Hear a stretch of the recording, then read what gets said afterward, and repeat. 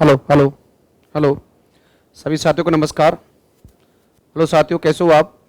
मैं आशा करता हूं कि आप अच्छे होंगे, स्वस्थ होंगे, मस्त होंगे। हाँ जी भाई, चलो एक बार सभी क्लास को शेयर करो। सभी छात्रों से निवेदन है कि क्लास को शेयर करो भाई। आशीष राम अर्थात ऋषिराम सैनी, आशीष सैनी, राज, सभी साथियों को राम राम राम राम। चलो भाई एक बार सभी क्लास को शेयर कर देंगे और यहाँ हम बातें करेंगे। आज जो आपका सेशन होने वाला है, सबसे सुंदर सेशन होगा आज का आपके सपनों की क्लास के अंतर्गत। आज हम पढ़ने वाले हैं राजस्थान की एक विशेष परियोजना जिसका नाम है ERCP, अर्थात इसका पूरा नाम होगा पूर्वी राजस्थान नहर परियोजना के बारे में। ठीक है, किसके बारे में? पूर्वी राजस्थान नहर परियोजना के बारे में। चलो स्टार्ट करते हैं और बातें करते हैं। पहले बात करेंगे सबसे पहले मोटिवेशन लाइन के साथ में, जिससे रास्ते पर तुम चल रहे हो दोस्त, हो सकता है वहां दूर दूर तक कोई ना हो। जिस रास्ते पर तुम चल रहे हो दोस्त, जहां हो सकता है कि वहां दूर दूर तक कोई ना हो, लेकिन अपनी मेहनत पर विश्वास रखना, एक दिन मंजिल जरूर मिलेगी। ठीक है, थोड़ा सा आगे चलते हैं, उसके बाद में हम बातें करेंगे आगे थोड़ा सा और बढ़ के, और उसके बाद में हम आपको बताएंगे आज का जो सेशन होने वाला है वो होगा मित्रों, आपका जो टॉपिक होगा उसका नाम होगा ERCP। टॉपिक का नाम क्या है मित्रों? ERCP के बारे में आज हम यहाँ पढ़ने वाले हैं।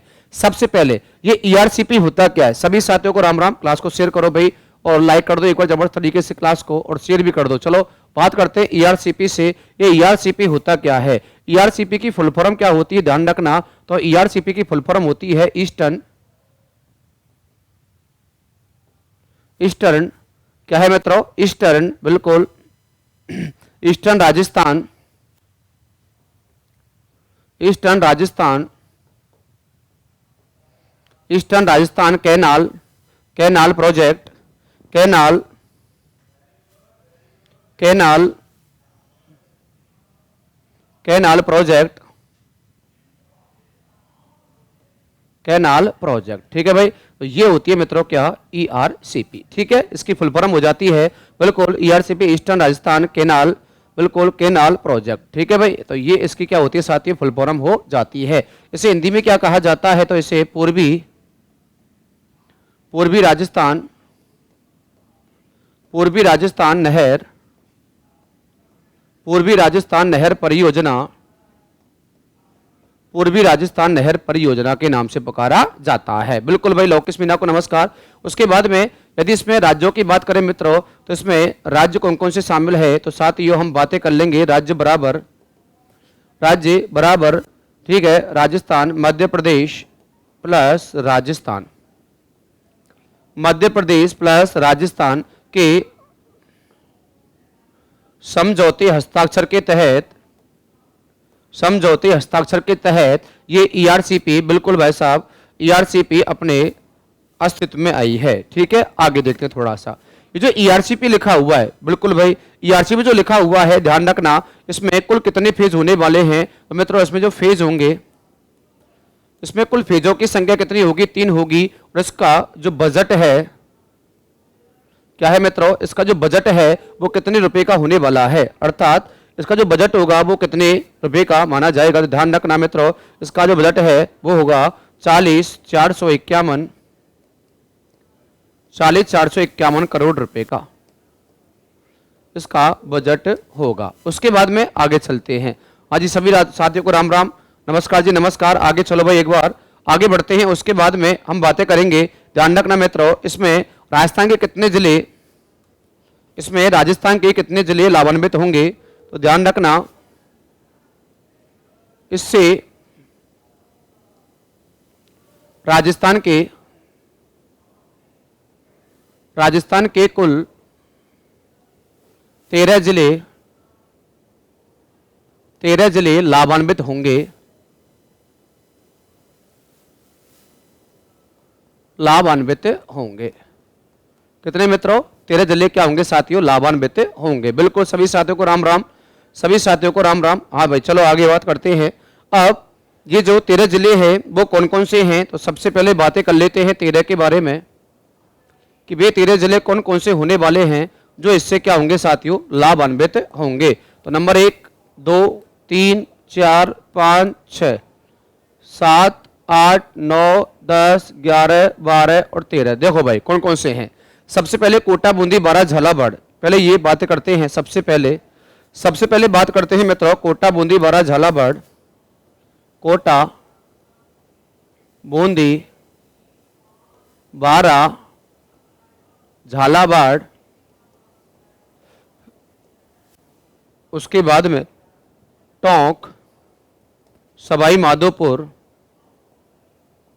टोंक, सवाई माधोपुर।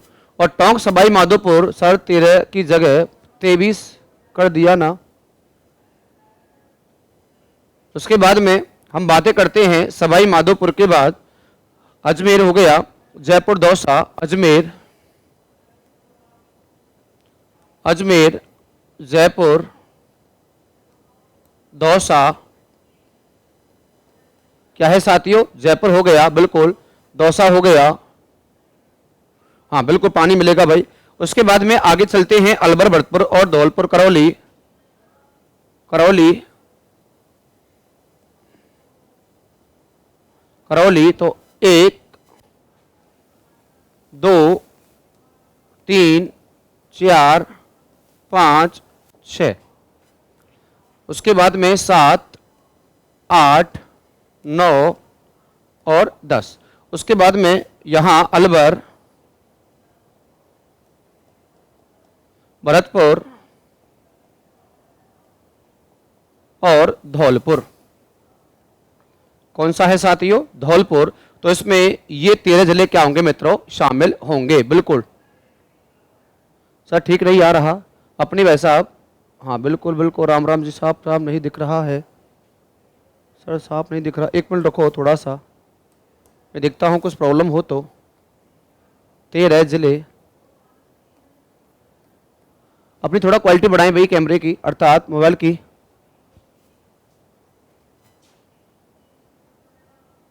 सही है यार, बिल्कुल। 1 मिनट रखो।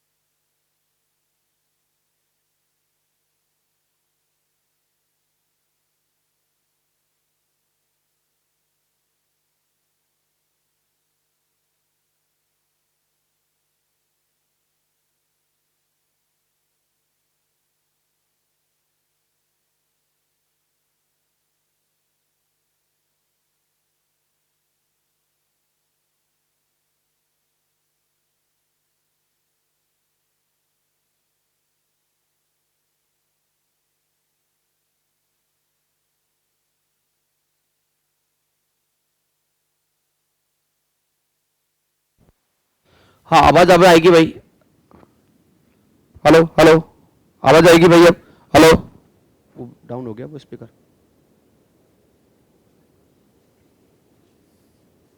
हेलो हेलो, बताओ एक बार साफ दिख रहा है क्या अब? हाँ सर ठीक दिख रहा है अब। हाँ ओके ओके, धन्यवाद धन्यवाद धन्यवाद धन्यवाद। चलो चलो चलो, कोई दिक्कत नहीं। अब सही है क्या? देखो थोड़ा सा सही है भाई। चलो हाँ आगे बढ़ते हैं, चलो। उसके बाद में हाँ जी चलते हैं। तो ये मित्रों अपने इसमें कुल जिले हो जाते हैं 13। इसमें पहला कौन सा? कोटा, दूसरा बूंदी, वारा, झालावाड़, टोंक, सवाई माधोपुर, अजमेर, जयपुर, दौसा, करौली, अलवर, भरतपुर और धौलपुर। ये 13 जिले बिल्कुल इससे क्या होंगे मित्रों? लाभान्वित माने जाएंगे। आगे चलते हैं। उसके बाद में थोड़ा सा अगला पॉइंट देखना कि जो ईआरसीपी है, राजस्थान नहर, हाँ बिल्कुल राजस्थान नहर जो परियोजना है, पूर्वी राजस्थान नहर परियोजना है मित्रों, बिल्कुल इसमें आगे देखते हैं, आगे देखते हैं उसमें होगा क्या। तो ध्यान रखना ईआरसीपी के बिल्कुल सही है ना। उसके बाद अगला पॉइंट चलते हैं। ईआरसीपी के महत्वाकांक्षी, ईआरसीपी के महत्वाकांक्षी क्या है साथियों? महत्वाकांक्षी पेयजल, महत्वाकांक्षी पेयजल, पेयजल एवं, पेयजल एवं सिंचाई, पेयजल एवं सिंचाई, सिंचाई जल, सिंचाई जल, ध्यान रखना। हाँ जी बिल्कुल, हाँ सर आवाज आ रही है, कोई दिक्कत नहीं, बहुत बहुत धन्यवाद। पेयजल जल सिंचाई परियोजना की घोषणा करना, जल परियोजना की, परियोजना की घोषणा करना, घोषणा करना। अगला पॉइंट, उसके बाद में आपसे क्वेश्चन पूछेगा ईआरसीपी के उद्देश्य क्या है। उसके बाद में हाँ जी अगला क्वेश्चन क्या बनेगा, जो ईआरसीपी है, क्या है साथियों? ईआरसीपी है। आज शक्तिमान को नमस्कार, नमस्कार सभी साथियों को राम राम। एक बार क्लास को शेयर करो भाई। महत्वाकांक्षी अर्थात ईआरसीपी के, हाँ जी बिल्कुल, ईआरसीपी में राज्य सरकार द्वारा, ईआरसीपी में राज्य सरकार द्वारा, राज्य सरकार द्वारा, ध्यान रखना, ईआरसीपी में राज्य सरकार द्वारा, राज्य सरकार द्वारा बजट, बजट के तहत, बजट के तहत 2017-18 में, 2017-18 में, बजट के तहत 2017-18 में पूर्वी राजस्थान के, पूर्वी राजस्थान के, राजस्थान के 13 जिलों में, 13 जिलों में सिंचाई, सिंचाई एवं पेयजलापूर्ति, एवं पेयजलापूर्ति, पेयजलापूर्ति हेतु जल उपलब्ध कराया जाएगा, जल उपलब्ध कराना। अगला क्वेश्चन, बिल्कुल आगे चलो भाई। मनकीश जी शेयर कर दो सर जी, शेयर कर दी सर जी, बहुत बहुत धन्यवाद। आगे चलते हैं थोड़ा सा। उसके बाद में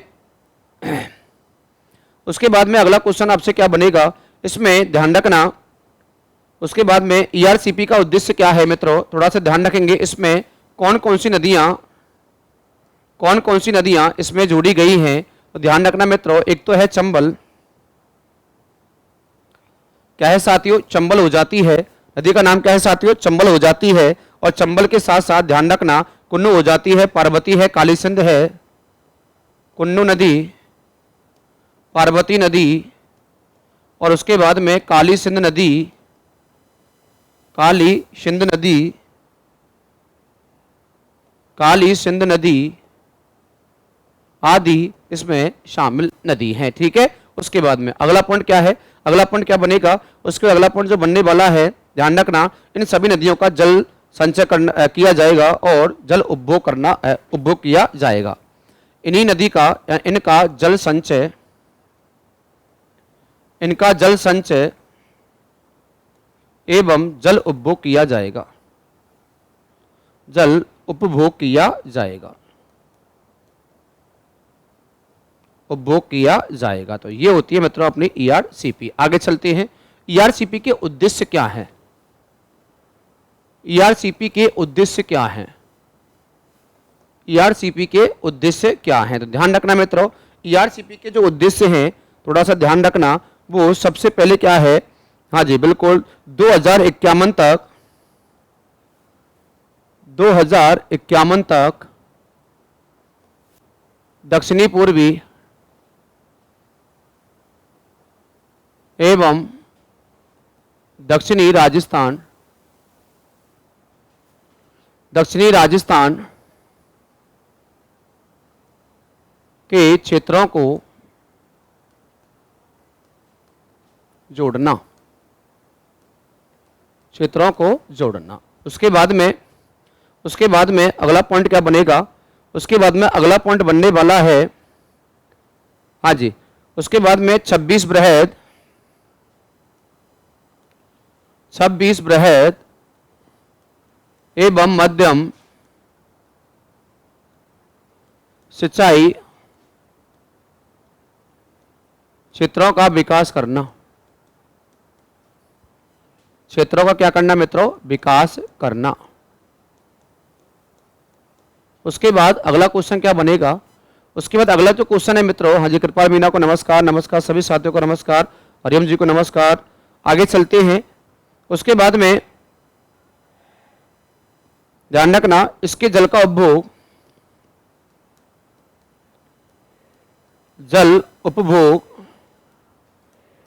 व मानव संसाधन हेतु, मानव संसाधन विकास हेतु उपयोग किया जाएगा।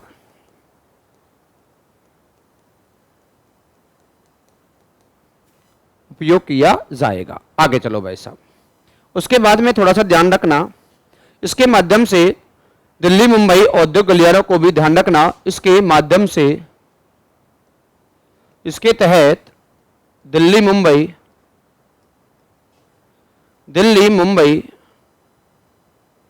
गलियारों को जल उपलब्ध कराया जाएगा, जल उपलब्ध कराया जाएगा। उसके बाद ध्यान रखना, राजस्थान के लगभग 67% क्षेत्र पर, अर्थात राजस्थान के लगभग 67%, यही देख लो, राजस्थान के लगभग 67%, देखो राजस्थान के लगभग 67%, राजस्थान के लगभग 67% भाग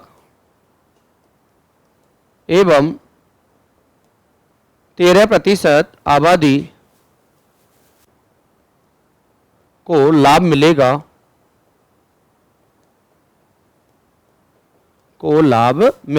उसके बाद में अगला क्वेश्चन क्या है, उसके बाद में अगला जो क्वेश्चन बनने वाला है वो अगला क्वेश्चन बनेगा, ध्यान रखना, इसी ईआरसीपी के तहत 6 बैराज व एक बांध को महत्वपूर्ण बनाया गया है। वो मैंने यहां लिखा है सबसे पहले।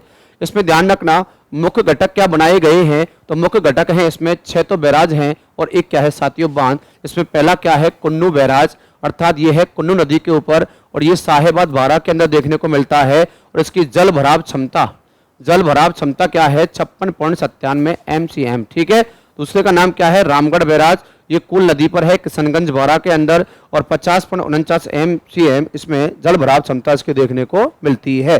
तीसरा कौन सा है, महलपुर बैराज, ये पार्वती नदी पर है और मांगसेल अर्थात 162.00 MCM इसकी बिल्कुल जल भराव क्षमता देखने को मिलती है। आगे चलती हैं। उसके बाद है नवनेरा बैराज, कालीसिंध नदी, पीपलदा, कोटा के अंदर 226.65 MCM जल भराव क्षमता देखने को मिलती है। उसके बाद में पांचवा है मेज बैराज, मेज नदी, बूंदी, 50.80 MCM देखने को मिलती है। छठवां है राठौड़ बैराज, बनास नदी, चौथ का बरबाड़ा, ये देखने को मिलता है 143.09 MCM यहाँ इसकी क्षमता देखने को मिलती है। और सातवां है डोंगरी बांध, बनास नदी, खंडार, सवाई माधोपुर, 2099, अर्थात यहाँ ध्यान रखना मित्रों, ये क्या है साथियों, तो ये आपको देखने को मिलती है यहाँ MCM जल भराव क्षमता। और उसके बाद में थोड़ा सा ध्यान रखना, इसमें यदि कुल की बात करें तो ये बांध है, ये क्या है साथियों, ये बांध है, ये बांध की क्षमता है। इसमें कुल की बात करें तो फीडर ध्यान रखना, तो इसमें कुल फीडर एवं नहर तंत्र की लंबाई है 1268 किलोमीटर, इसमें से 965 ग्रेविड फ्रीज ध्यान रखना, ग्रेविड फ्रीज है ये, ध्यान रखना फ्रीज नहीं है, और 4.51 टनल और 1414 पंपिंग है ये, ध्यान रखना, पंपिंग मैन को यहाँ जोड़ा गया है और 157.5 किलोमीटर नेचुरल स्टील, अर्थात नेचुरल जो स्टील पंपिंग है उसको जोड़ा गया है। और ध्यान रखना इसी पर पंपिंग स्टेशन बनाए गए हैं, कितने साथियों, 15 बनाए गए हैं। क्या है साथियों, 15 बनाए गए हैं। ये दिल्ली मुंबई गलियारा कुछ भी नहीं, क्षेत्र है जहां से जोड़ा जाएगा, जैसे जल क्षेत्र होगा उसको जोड़ा जाएगा। ठीक है, आगे चलते हैं। उसके बाद में हमने यहाँ पढ़ा है किसके बारे में, ERCP के बारे में। तो मित्रों ये शब्द क्या है, तो ये सारे शब्द हैं किसको लेकर, ERCP को लेकर। आप इस क्लास को जमकर शेयर करो और जो आपकी एग्जामिनेशन होने वाली है, कौन सी वाली मित्रों, ये जो अपनी आपकी एग्जामिनेशन होगी निकाली गई है, उसमें आपके लिए भाई साहब ये बिल्कुल कील साबित अर्थात बिल्कुल मील का पत्थर साबित होने वाली है। ठीक है, आप उसकी तैयारी करो। तो आज के लिए इतना है, नेक्स्ट कल। जय हिंद, जय भारत, राम राम मित्रों, नमस्कार साथियों।